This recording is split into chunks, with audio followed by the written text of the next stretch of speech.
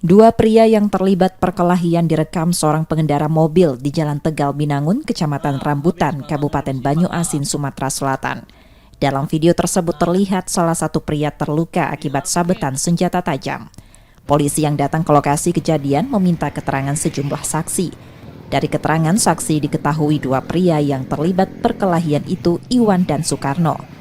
Perkelahian berawal saat pelaku Iwan mendatangi korban sambil menuduh korban mencuri barang miliknya.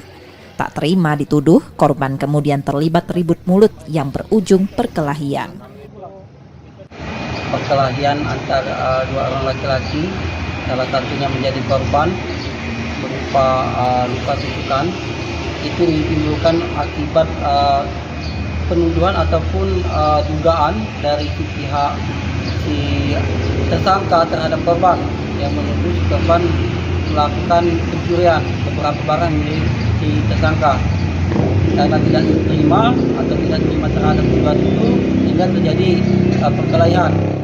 Iyo, ini aku nih kan pas wong lah udah terjadi, berteriak wong tuh. Aku ngendong anak aku, udah tahu kan. Wong banyak rame pinggir jalan kan. Kayak itu. Langsung gimana lagi? Masalah apa, Bu? Gak kati masalah. Itu yang pelaku kenal gitu? Dia ini wong baru. Wong baru di sini. Itu kan. Korban belum membuat laporan ke polisi karena masih dirawat di rumah sakit. Yudi Kiswanto, Kompas TV, Palembang, Sumatera Selatan.